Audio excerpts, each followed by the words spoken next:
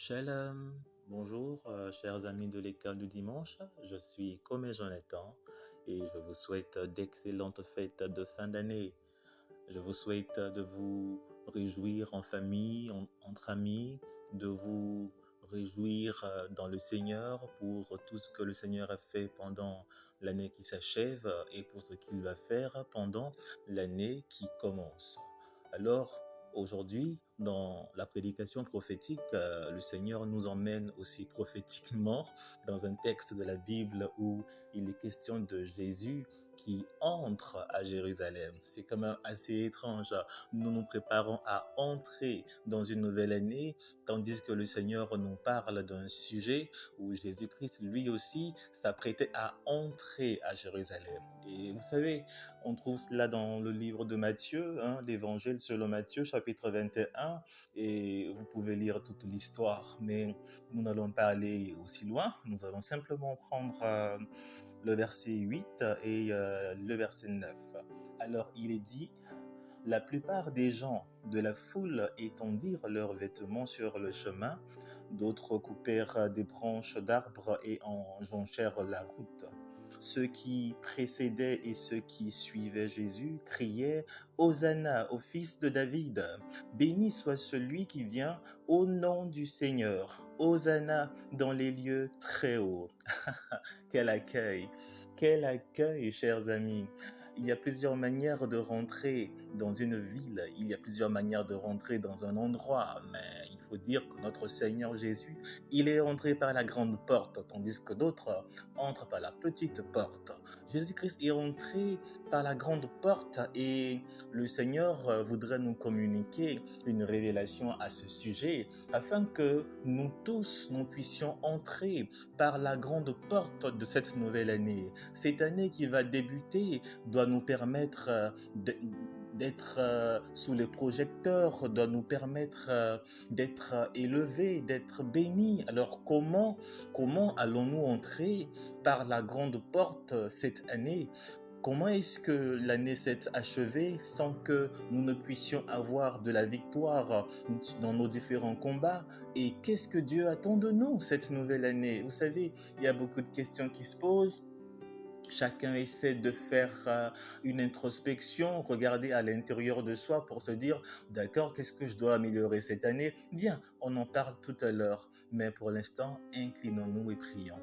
Saint-Père, merci pour cette grâce, pour cette opportunité que tu nous donnes encore de pouvoir recevoir de toi l'élément qui nous manque, l'élément dont nous avons besoin, la clé dont nous avons besoin pour entrer par la grande porte de cette nouvelle année.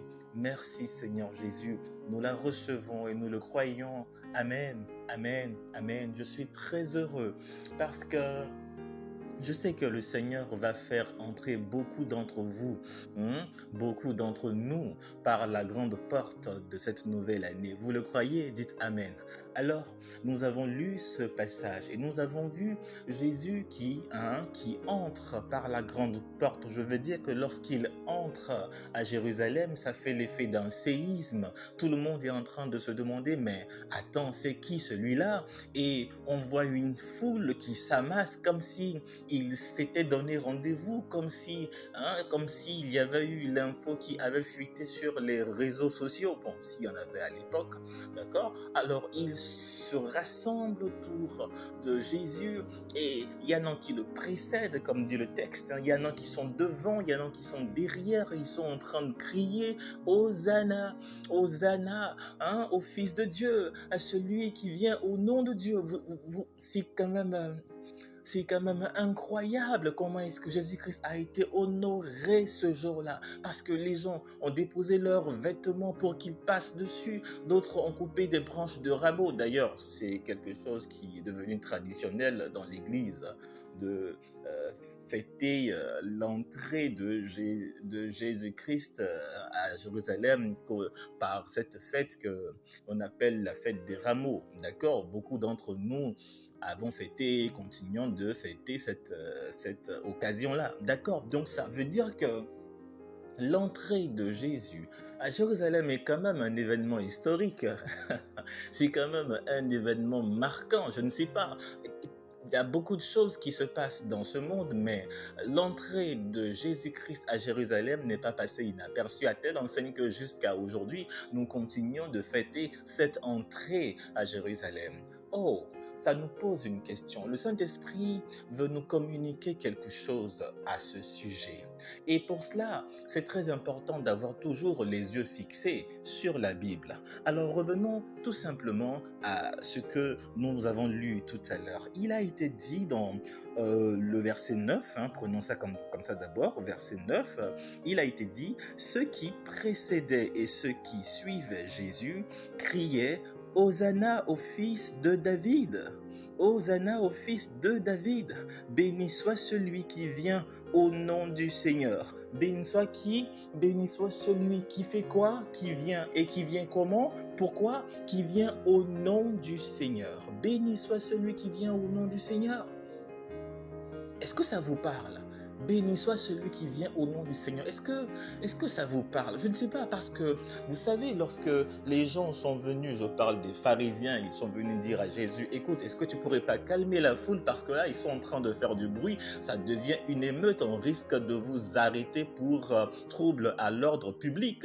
Jésus-Christ lui a dit, ben c'est pas de ma faute, moi, si les gens sont en train de crier cela. D'ailleurs, tu sais, même si tu les calmais, ce sont les pierres qui se mettraient ce sont les pierres qui se mettraient à crier comme ça. Oh, moi, ça m'a parlé quand j'ai lu cette portion de la Bible. Ça m'a parlé parce que je dis, tiens, ça voudrait dire que ce que la foule était en train de scander n'était pas un slogan qu'ils avaient préparé minutieusement depuis des mois, mais en fait, c'est quelque chose qui est sorti comme une prophétie. C'est-à-dire que lorsque Jésus-Christ est entré à Jérusalem, les gens ont commencé à prophétiser. Oh my God! Est-ce que vous comprenez ce que je suis en train de dire? Quand Jésus-Christ entre à Jérusalem, tout le monde se transforme en prophète. Et il commence à prophétiser, béni soit le fils de David.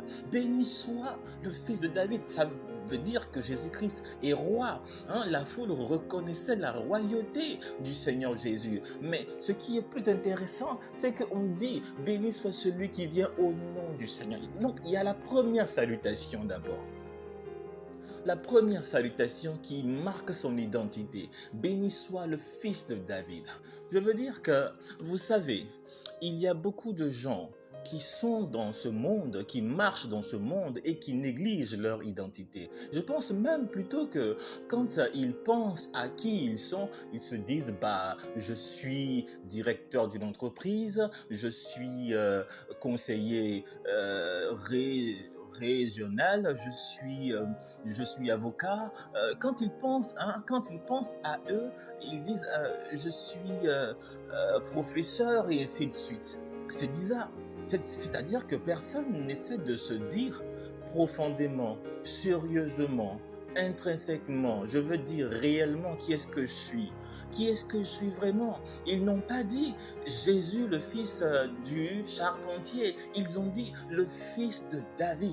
Vous savez, lorsque vous mettez de côté votre identité en Dieu, quand vous pensez à votre vie, vous pensez à ce que la société pense de vous et vous calquez votre vie sur ce que la société pense de vous. Quand je devais aller faire renouveler ma pièce d'identité, on m'a demandé quelle est votre profession, qui êtes-vous? Et vous voyez, j'ai été confronté à un dilemme parce que j'étais très vite en train de leur dire, écoutez, je suis fils de Dieu. Mais je me suis demandé, bien, est-ce que si je dis que je suis fils de Dieu, est-ce que les gens vont comprendre? Est-ce que ça va être bien? Alors finalement, j'ai été obligé de leur dire ce que la société pense que je suis.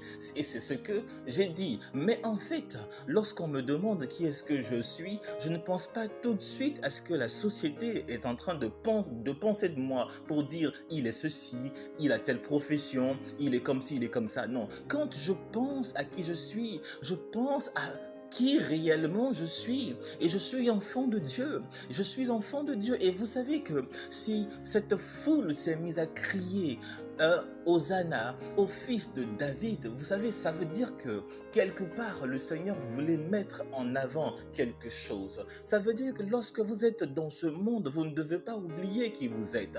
Dans beaucoup de situations, vous oubliez qui vous êtes.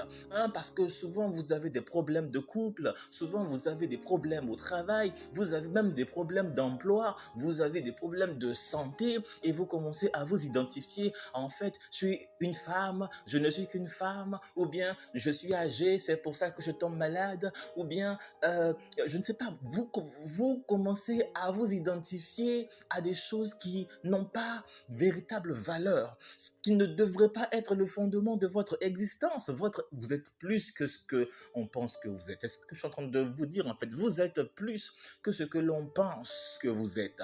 Vous êtes des enfants de Dieu. Et ils ne se sont pas arrêtés là. Ils ont dit, béni soit celui qui vient au nom du Seigneur. Ça veut dire quoi? Écoutez, il y a beaucoup de choses que dans la vie, j'ai pu constater, c'est-à-dire beaucoup de combats.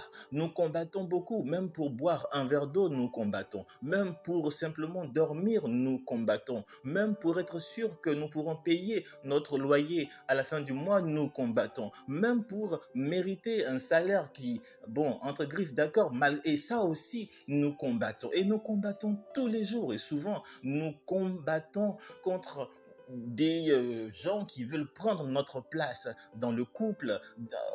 On se lutte les places dans les couples, au travail, à l'école, en politique. Je veux dire que ce monde est un monde de combat. On passe la majeure partie de notre temps à combattre, c'est incroyable.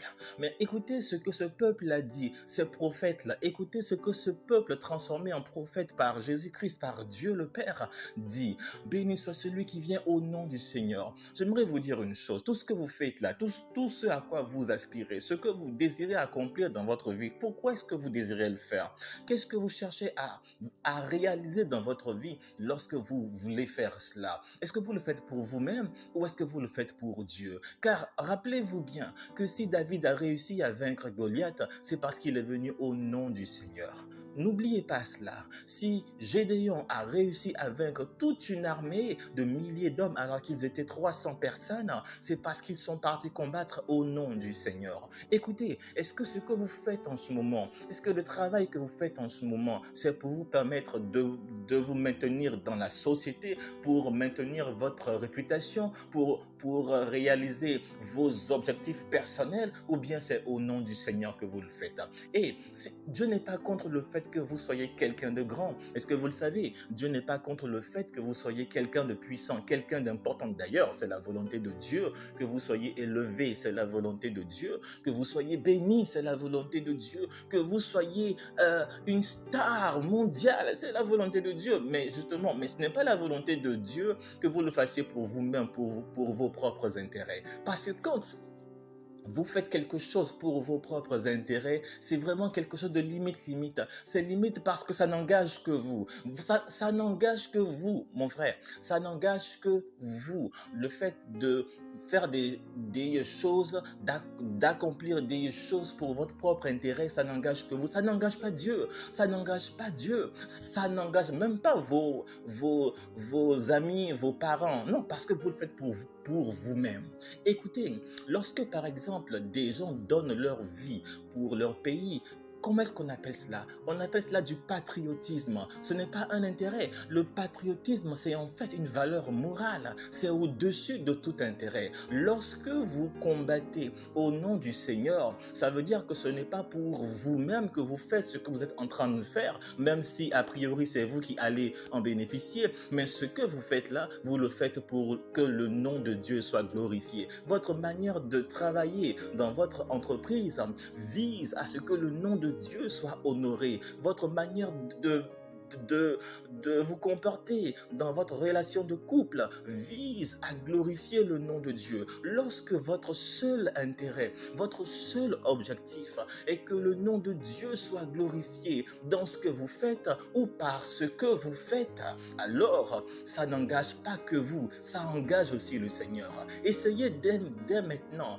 dès cette nouvelle année, d'engager Dieu dans votre vie. Oh, c'est pas compliqué d'engager Dieu dans votre vie. Il ne s'agit s'agit pas de dire, oh Dieu, viens intervenir dans ma vie. Non, ce n'est pas comme ça qu'on engage Dieu. On engage Dieu lorsque ce qu'on veut faire, on ne veut plus le faire pour nous-mêmes, mais on veut le faire pour que Dieu soit glorifié, pour que Dieu soit honoré. C'est comme ça qu'on engage Dieu. Et tous ceux qui ont fait ça ont reçu la gloire et les honneurs. Vous avez vu comment est-ce que, écoutez, lisez un peu l'histoire, comment est-ce que Jésus a été honoré. Il a été honoré, élevé, exalté, parce que tout ce qu'il était en train de faire et tout ce qu'il a fait depuis qu'il a commencé son ministère, il l'a fait au nom de Dieu. Et si vous faites quelque chose pour vous-même, écoutez, maintenant, c'est très facile. Vous faites un switch, comme dit quelqu'un, vous basculez là pour dire non, maintenant, je ne vais plus le faire pour qu'on parle de moi, mais je vais le faire pour qu'on parle de Dieu. Je ne vais plus le faire pour que je sois au devant, mais pour que l'on puisse louer Dieu à cause de ce que j'ai fait. À ce moment-là, vous avez engagé Dieu et à ce moment-là, vous avez noué une relation sérieuse avec la gloire.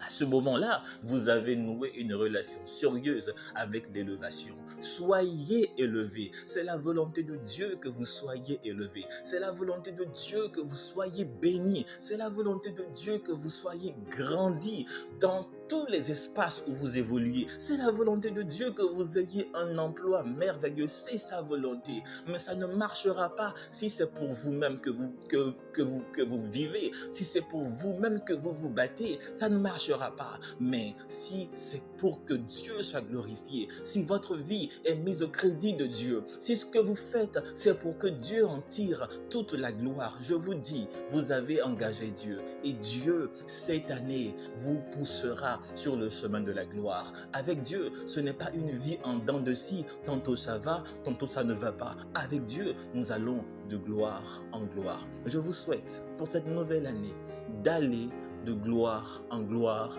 dans le nom du Seigneur. Que toute chose que vous fassiez et que vous faites maintenant se fasse pour que Dieu soit glorifié, afin que vous bénéficiez de la gloire qui revient à Dieu. Soyez bénis.